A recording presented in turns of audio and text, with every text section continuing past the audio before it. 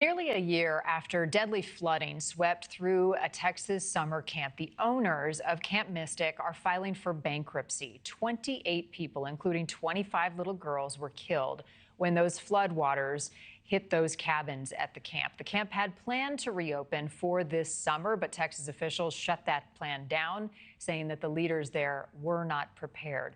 The new bankruptcy filing puts a pause as well on civil lawsuits against the camp leaders. A lawyer representing 6 of the families calling the move a sham bankruptcy to avoid liability to those families. So the question now, what does this mean for the families fighting for accountability and justice? And could we see the camp reopen again to more campers in the future? With us now, NewsNation Digital senior justice reporter Safiya Sami Ali. You've been looking into this. I was there last year in Texas, and in the days following the devastation, as they were still looking for those little girls. This has to be such a blow to these families who are looking for justice. How does the bankruptcy filing impact their cases in court? So the bankruptcy filing puts all of those civil lawsuits on pause. It doesn't erase them, but essentially they are on temporary hold. So what happens is the bankruptcy now, that's going to be going into progress, where the bankruptcy is going to have to sort out some sort of compensation fund that's going to be paid out largely by the insurance proceeds. Those claims that are then going to go to that compensation fund. Those families are then going to negotiate a settlement under the bankruptcy and then be paid out. And then eventually those lawsuits, if that bankruptcy goes through, will go away. So they call it a sham, and the timing's also pretty interesting here. We're nearing the 1-year mark of the deadly floods. That's right. These families, they're calling it a sham. They're very disturbed, and they're essentially saying this is a delay tactic by Camp Mystic to try to avoid public accountability. They first tried to go through arbitration, which would have happened behind closed doors, and now they're going to bankruptcy. So what the lawyer for some of these families is saying is that they want this to be in the public. They want a public trial where there's witnesses, where there's evidence, everything that took place to lead to this horrible tragedy, they want the public to see. And so what they're saying is that Camp Mystic is trying to avoid that at any cost. And now with their lawsuits being paused, they can't get depositions, they can't do discovery. They're sort of in a holding pattern, and they're very, very upset by this. What are the families seeking in those civil lawsuits? I mean, what is their ultimate goal? Their ultimate goal is accountability and public liability. They said they don't want anything like this to ever happen again.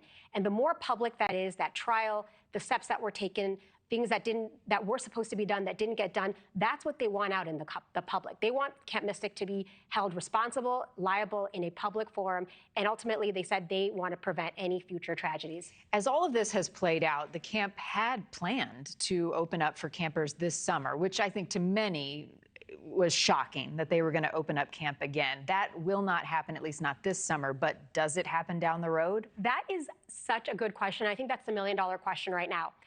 They filed for Chapter 11 bankruptcy for reorganization, not liquidation. So that means they believe there's a chance that they could reopen. I don't know how realistic that is.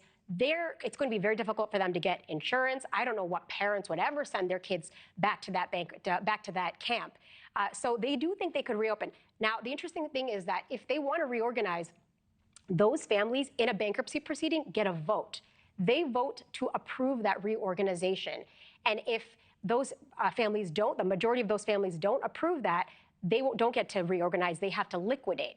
And speaking to the attorneys for at least 6 of these families, these families do not want that camp to reopen. Ever.